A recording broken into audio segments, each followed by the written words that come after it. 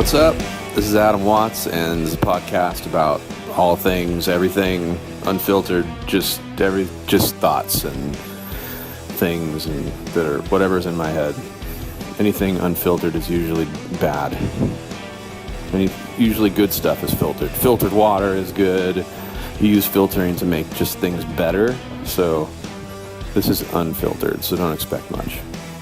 I'll just be talking about things I love, things I don't love, things I do, just creativity, life, art, whatever, just blah. Hope you like it. Ding dong ding. Hey, real quick disclaimer / apology. The audio on the beginning of this podcast is quite crappy. So I was actually driving in my car and it was recording through the Bluetooth little speaker in my car and it sounded horrible for a little bit. So just suffer through it, and it'll get better as the podcast goes on. So my sincerest apologies. It'll never happen again. Promise. Enjoy. Hey, welcome. This is my new podcast. I'm Adam Watts.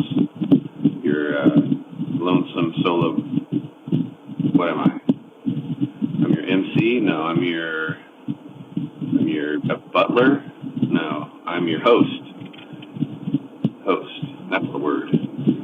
I'm driving to the mall right now to get a knife sharpener because I made some knives this weekend. I got into it. I don't know. This whole podcast will be about just all the various places that my mind goes, and my creativity goes, and my heart goes, and my body goes, and all the places that everything goes during my life. And hopefully I don't bore you to death. Hopefully my life doesn't bore you to death. So I'm going to the Brea Mall right now to get a knife sharpener because there's only so much time you can spend doing stuff, and sharpening knives that you've made out of old antique chisels and antique files. Sharpening them the old-fashioned way on just a sharpening stone is there's kind of an art to it. It's sort of difficult, and making something sharp, really sharp, perfectly sharp, is hard, and steel is hard, metal is hard. You know what's weird about something sharp is that when something's sharp, it's just really skinny. You ever think about that? It's like you're just making it so skinny that it can just shimmy its way in between things, like whether it's a piece of meat or a piece of wood or a piece of string or something, whatever it is, you're just on a molecular level, you're just shimmying in between the molecules and cutting it. So it's just skinny. Isn't that weird? I think it's weird. It's kind of like when you're a person and you're, which I guess we're all people. If you were to, let's say you want to cut water and you're a person. If you're a super fat person, or let's say husky, and you jump into the water, even if you're a really good diver, you're going to make a big splash because you're cutting into water and it's difficult because you're so husky. But if you're really skinny, it's easy to cut into water without making a big splash. So if you consider that on a very micro level with a piece of metal, the skinnier you are, the easier it is for you to cut a piece of wood or a piece of string. So there it is. The philosophy of cutting. Not a philosophy. Doesn't seem like a philosophy. That's just random thoughts on things that are skinny, such as knives, which I've been making this week. So I heard somewhere that old steel from like the 20s, basically the early 20th century, like 1920s, 1930s, 1900s, the steel back then and the way that he treated it and all that stuff was not crappy. Basically, the more modern things are, unless it's maybe a Tesla or, I don't know, modern things, they tend to cut corners in manufacturing, and often things are stupid and of low quality. But back then, they just assumed, like, if we're going to make something, we're going to make it right the first time, and we're going to make it to last. And so the steel back then was really high quality, which is why it's still around today in antique stores and whatever. And then somewhere along the line, people realized that, well, if we're going to make something, we should, I think it's called built-in obsolescence. So they try to make things obsolete, like secretly obsolete after a certain period of time, so that you'll buy more of it.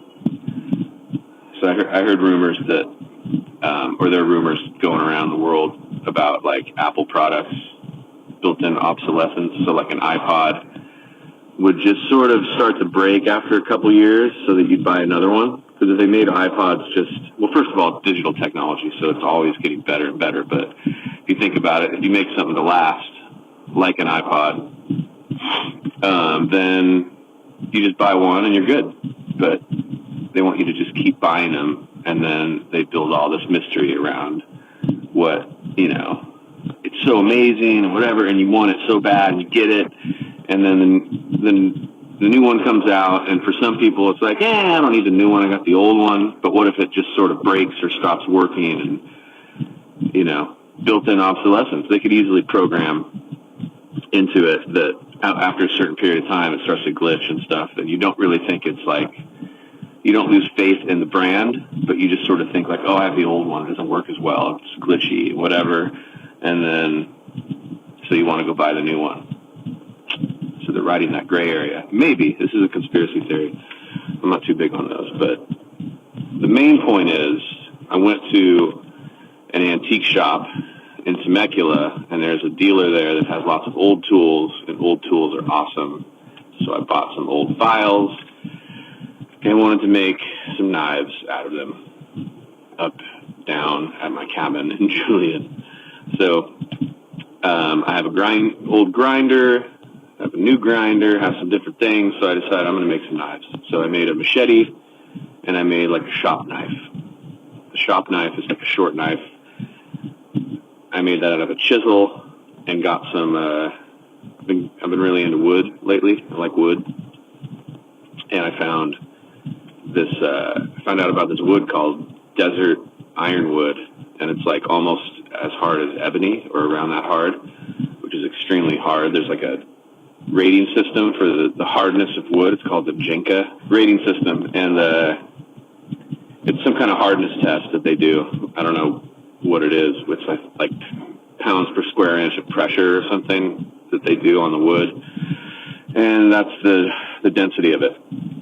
So like a wood like pine has, like, I don't know, in the low hundreds Jinka hardness, like maybe a couple hundred, 300, 400, something like that.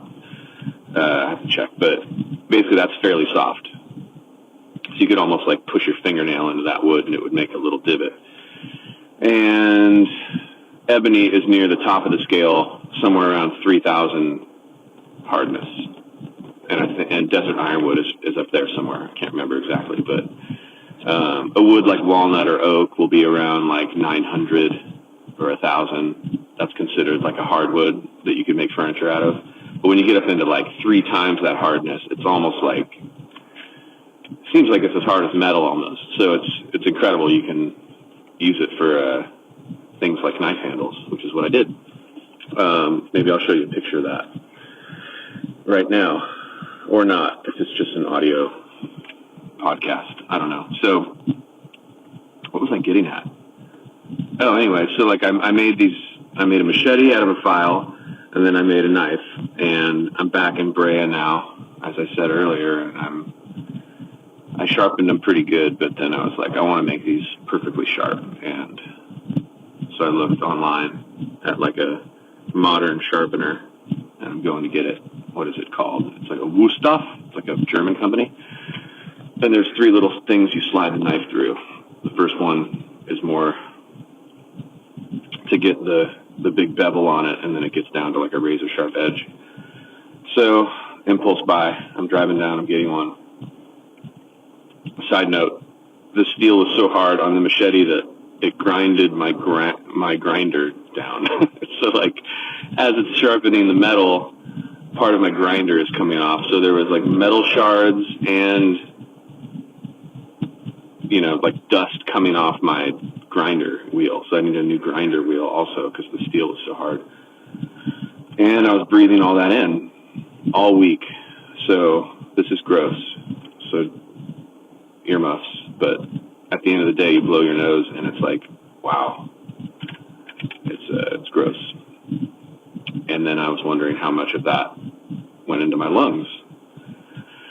So if I die before you hear this, it's because I breathed in not only an old chisel, but also a grinder wheel, and that was the cause of death. So what is this new podcast? This new podcast is just an unfiltered version of just me thinking out loud. And maybe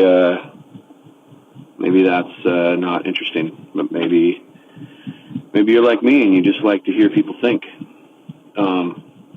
I've been trying to sort of broaden my horizons, or actually I haven't been trying to do it. Maybe it's just a survival mechanism. I've just been on this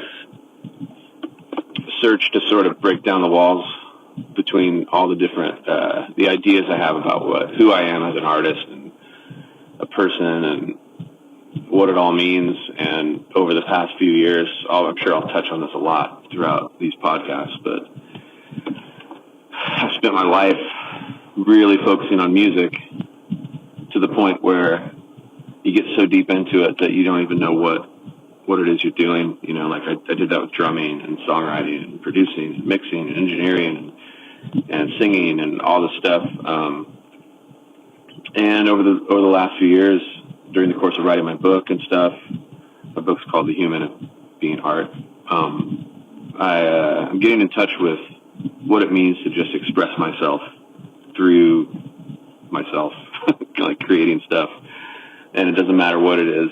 And just exploring what that means, whether it's music and songwriting, which of course you could spend a lifetime just doing that and never reach your full potential. But also, visual arts and photography and fine arts like assemblage and carpentry and now like knife making and all kinds of stuff. So I'm just on this journey exploring what it means to just try to create something that means something to me. I'm going to do these all in short little clips. So whenever I have a thought, I'm just going to add to this little voice note here, and that's going to be the podcast, unfiltered and very all over the place. Okay, I'm in the mall. You can hear it's really loud in here. I'm in the food court, but two weird things just happened. One, there's a little eatery called Genghis Khan, and there were lots of people there, and they chop up meat on this big piece of hot metal. What would you call that? An oven? I don't know. And the place is called Genghis Khan. Genghis Khan was like a wildly murderous destroyer of people.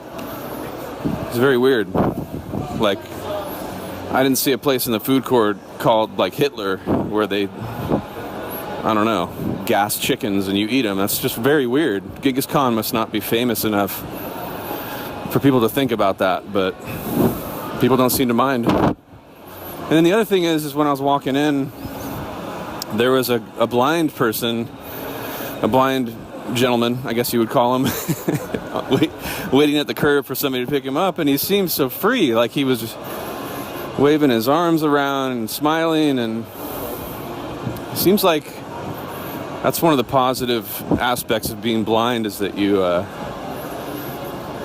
don't know, maybe you just kind of forget what you look like, and you're a little bit less. Is this blindism? It's a positive. I'm saying something good about maybe what if you're just not worried about what you look like or about sight, that you just kind of are a little bit unfiltered and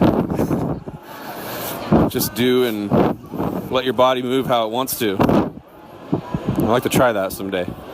I felt a little jealous. He seemed very at ease with himself, but I don't know the guy. Maybe it has nothing to do with him being blind and I'm just an idiot. Escalators are weird. You know, what's really weird though is just being in a mall after spending a week by yourself in the woods is very the opposite. So strange. I feel maybe a little bit like Tom Hanks did at the end of Castaway when he comes back. It's just weird looking around. Like this is supposedly like normal life, but it feels very strange and plastic and so odd that we can just come to a place like this and get almost anything we want and mostly things we don't need, and it's all just right here and you didn't have to make it at all. It's so strange. There's the Sweet Factory, lots of candy. Charlotte Russe,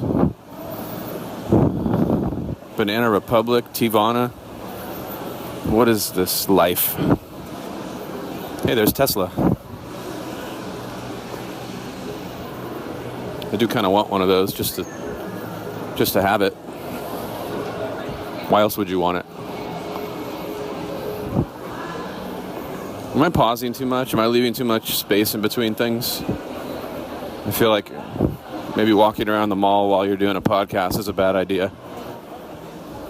There's a strange sort of hierarchy in malls. You know, there's like the real stores, and then there's those little kiosks of just, you know, like the sort of the ghetto of the retail world, where it's like the stuff is much crappier and weirder, and it seems like they shouldn't really be there, maybe.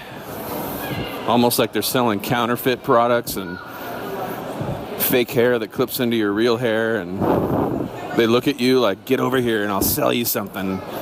Like it's just like a weird, it reminds me of being in Tijuana as a kid and being sold chiclets at the border. Although that was kind of nice. Plus they clean your windshield and stuff without you even asking them to. I don't really know how I feel about all this. Yeah, I do. I feel pretty good about it in a bad way. I don't know. So far, no one's looked at me while I'm talking into my phone by myself. So self-centered everybody is. Okay, there's the Disney store. You know what's weird is walking into the Disney store and like hearing a song that I was part of writing, and it's so strange to think that like it was written down the street and then it went all over the place in the corporate structure of Disney, and then it ends up at the mall down the street from my house. It's a very odd feeling. All right, Williams Sonoma, where are you? All right, made my purchase. That was super weird. I paid with cash, and which I don't do that often, but so I pull out. The thing's like $150, so I pull out. Or 100, ended up being like 161, whatever, and I had a bunch of 20s. So I pull it out and I count it, and I realized I miscounted it, so I had to count it twice. I was trying to count out, you know, just, what was it? 8 $20 bills. So I miscount it, and then I hand it to the guy, and I'm just small talking with him about how weird cash is and how it's kind of rare to use it. And so he starts counting it, and I'm talking to him, and he miscounts, and he can't count either. Neither one of us can count, and it's like, what's gonna happen? It's gonna what? Five years from now, we're gonna have none of us are gonna be able to count because all we do is hand plastic cards to people, and they just press buttons and stick things in slots, and then somebody ruins, like, some terrorist gets rid of the internet, or there's an astral sun flare, and then the internet's gone, and all our electronic devices are fried, and we're all cavemen, and none of us can count. That's what it's going to be. So I'm going to practice counting. No, I'm not. All right, so I kind of forgot to remember where I parked. Oh yeah, food court. All right, here we go. I think malls are sort of meant, they're built probably like casinos are, where, well, partially. They want you to get lost so that you'll like go by the Foot Locker store on accident and realize you need shoes when you really don't, or makeup when you really don't, or whatever. Anyway, so I found the food court, so I'm good. But yeah, have you heard that about casinos? They make it so you can't, there's no clocks anywhere, so you can't tell what time it is, so you just like completely lose yourself in losing money, and that's all there is to it. All right, somebody finally looked at me for talking into my phone. I feel like I'm here now. Somebody noticed me. But yeah, so there's no clocks, and I don't think there's no windows. There's no way to like really tell if it's day or night and all that kind of stuff. And apparently they pump extra oxygen in so you feel more awake while you're getting free drinks, which is also weird. So you're basically like, you're drunk, over oxygenated, you don't know what time it is, and you're dumping money into machines. That doesn't seem fair. Am I out of breath from walking around the mall?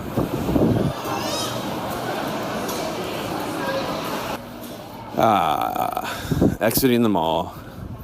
Okay, so the blind guy got picked up and he's replaced by an Asian fellow in a pink shirt smoking a cigarette, leaning against a trash can. Ain't that the life? It's okay, so now I have my goods, exiting. I'll soon be sharpening my partially homemade knife, cabin made. That was a good experience overall. I'm also feeling a little weird because I think I'm going to title this podcast series Unfiltered and Caffeinated. You probably already know that, but I'm just realizing it because I'm trying to just blah into my phone, but I'm definitely caffeinated right now. I slept in a little bit because I was weirdly tired from the events of yesterday, and this morning I woke up. Well, basically, what I'm trying to say is I've really gotten back into Red Bull. I used to have a problem. You can hear my car's unlocking. I used to have a real problem. I used 4 or 5 Red Bulls a day. I ate really bad, but I looked better. But that was just because I was younger, I think. But anyways, the thing is this morning I woke up and I had a nice big cup of coffee, Storyville coffee, my favorite coffee. Hopefully one day to become a sponsor of this podcast. Then I had some amazing soup. Put my seatbelt on. I had some amazing soup that my wife Natalie made. Everybody's sick in my house. Well, I mean, Rowan's sick, my son, and Natalie's sick. Excuse me. And nothing more unfiltered than a partial burp that I didn't actually let out, but you heard it. Okay, so I'm backing up, trying not to hit this car. Anyways, she made the soup out of bone broth and these little... Yeah, my phone turned off. You missed a bunch of just real deep thoughts. Anyway, back to the bone broth. So she made this soup, and bone broth, I guess they boil bones. I think it was chicken bones, and you get the bone marrow in there, and you lots of nutrients. There's a lot of gelatin. I'd actually just heard Joe Rogan talking about gelatin and bone broth and how he's got lots of bone broth around. Anyway, then I come home and all of a sudden there's bone broth. She made this great recipe in noodles. There's really nothing like a skinny noodle, like a real, like a knife edge of a noodle It's almost like, how do I describe it? It's like angel hair pasta, kind of, but even skinnier. Like angel hair pasta on crack and steroids, like reverse steroids. Makes it even smaller and skinnier. I just love a small noodle. So anyways, I had coffee, then I had the bone broth soup, the rest of it. I'd eaten it last night, and then I had just the rest of it, and then it was like a nice saltiness to it, and nothing better after a salty something than Red Bull. And so I had a Red Bull. So Storyville coffee, a little bit of bone broth, and then a Red Bull, and then straight to the mall. So I don't know, man. I'm caffeinated. There's like a part of my body that's going like, yeah, and there's a part of my body that's like, no. It's like kind of at war, but in a good way. Like I'm tired from everything I did this week and yesterday, and I had to fix a bed. There was a bed frame issue at the cabin, and there's some people renting the cabin this weekend for a wedding, and the bed's been breaking every time somebody sits on it. So that'd be a horrible first night of your wedding. You lay her gently down on the bed, and it breaks because she, and then she thinks she's fat, and it ruins the whole night. Anyway, I fixed the bed though with military paracord and a pair of vice grips, but you can't see it. But if they looked under the bed, they'd be disgusted and they'd both throw up, or they'd be impressed because it's so. The ingenuity of my bed fix was I used a lot of paracord, and it's good to go. I kind of jumped and landed on the bed with my butt, trying to pretend I was a bride and a groom together, and the bed held up, so good for me. And then I left. And it's a weird thing I noticed is music. I was noticing music, like I'd been there all this week by myself, and I was noticing that there was 2 days where I was playing music all day long, and it was great. And I realized that like some of the music that I love listening to, like the stuff that's really maybe influenced me the most as a songwriter, or that just really feels like me or something, like kind of darker, introspective, like some of my favorite records, like Jeff Buckley Grace or Chris Cornell's Euphoria Morning, or some of the Soundgarden stuff, or whatever it is. When I play that stuff while I'm like in workshop mode, I like it, but it puts me in a different, I like listening to that music when I'm driving around in my car. It's like the ultimate place to listen to music for me, I think. But the idea of like working on something else, like being engaged in some other process and just having music on, I found myself gravitating more towards like rootsier music, or music that kind of has an overall like feel good quality to it. So I've been listening to a lot of the Chris Stapleton record, which is, I think it's called Traveler or The Traveler or something. But just such a good record, just very classic, sort of blues meets Americana with some country mixed in. The dude's got a big beard and a huge voice, and it's just great. I mean, some of the songs I don't like as much as others, just like any record, but man, there's a song called Fire Away that's great. Tennessee Whiskey, The Whiskey and You, which everything's about whiskey. Maybe that's what it is. It's like you sort of get like a contact high from listening to it. I've never even drank whiskey, but he likes to write songs about whiskey. But for some reason, I really connect to him. Good songs. But I noticed that after working for like 2 days with a lot of music playing, for some reason that third day I was like, weaning off this medication that I'm on, and my mood was kind of just a roller coaster, and I was feeling great, and then I'd feel kind of weird, and then I'd feel great, and I'm out in the woods by myself. But I, for some reason, didn't bring the laptop out to the workshop with me, and I worked all day with no music, and by the end of the day, I was feeling super weird, real lonesome and sad.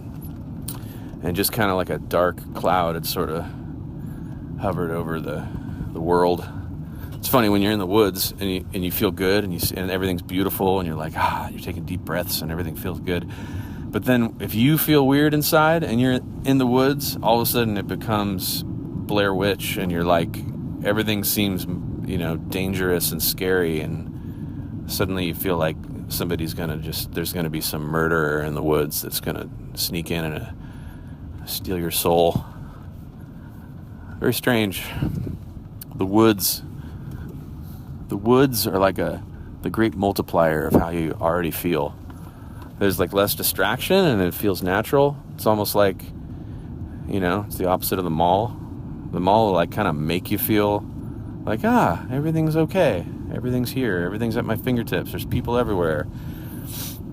Or it'll make you feel horrible. But the woods might maybe multiply how you already feel, depending on how you feel. I don't know. This is a bad theory. But, one day there's daffodils and birds and everything seems like a Disney movie, and the next day the daffodils seem like they're laughing at me. I don't know. Figuratively speaking. Anyways, I'm back home, and I didn't realize how much I missed my family. I think that was part of it. I think I was actually missing Rowan and Natalie without totally being aware of it, because I was kind of just there working on stuff on this sort of mental roller coaster. And when I got home, they're both sick with colds, and Rowan is all snotty and his voice is funny. He's like, he's got that closed up nasal sound. Super cute. He looks like he grew a foot. But just interacting with them and just realizing like, oh man, I was really missing this when I was out there. And I'm not prone to missing people, which is strange. Or I guess it's strange for me to admit it. I don't know. I just feel like maybe it's a natural introvert thing, not to really feel, I don't know, I feel like I carry people in relationships sort of with me, but I don't mind being alone for long stretches of time, but I really felt like I missed it and needed it, and was highly nourished by wiping his nose and just sort of catching up with Natalie and stuff. What wasn't nourishing though was waking up 5 times last night and feeling like, of course, it was my job to get up with Rowan because he's sick and she's been dealing with him all week, and I don't want to be a jerk, and I felt sorry for him, but God, I needed some sleep. But she really, she deserved to be able to pull that card of you wake up with him. And apparently she'd already woken up with him a few times. So by the time I heard him, and she heard him, and she said, can you get up with him? And I was like, okay. And then I went in there, and he's so cute, and he instantly stopped crying and laid back down. Like he just wanted somebody in there with him. It was a very, very, very sweet little guy. He laid back down and was trying to figure out how to keep his fingers, like to suck on his fingers while having a super runny, clogged up nose head. And I could hear him trying to suck on his fingers, but he couldn't breathe. So it was this just gross mix of spit and snot, like, as he was trying to work out how to suck his fingers and breathe.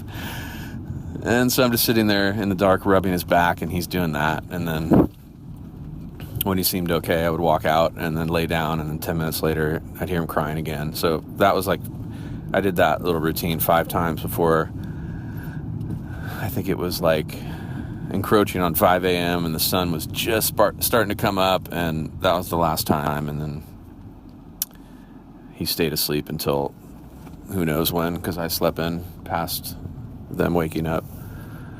But that was my night, and it was actually really nice. It's funny when you have like responsibilities, and there's something about it that takes some get up and go, a little discipline or something. Like you kind of, like I didn't want to get up, but then you do it, and he's my son, so like I feel there's this cool depth to what you're doing. I don't know. You're taking care of him. You're slightly annoyed that you're up, but you feel bad for him because he's sick, and then you feel good about yourself for being a good dad, and you go back to sleep. You wake up the next day and you just feel like fulfilled, and that's how it works. And that's better than being by yourself and waking up in the middle of the night to the crackling of your wooden cabin, and it sounds like Bigfoot's on your roof, and you look around and nobody's there, and you feel kind of like lonely inside, and then you go back to sleep. That's worse. So have a kid sometime. It's kind of nice. All right, so this concludes this very first episode of the Unfiltered and Caffeinated podcast. I'll show you some pictures of what I made this week, and where I was and what I did. A little collage or something. Or maybe I won't. I don't know. Maybe this is just audio. We'll see, I guess. But I will see you next time, or you will hear me next time, and I hope you enjoyed it, and leave some comments and share it with your buddies and your pals and your friends and your enemies, and out.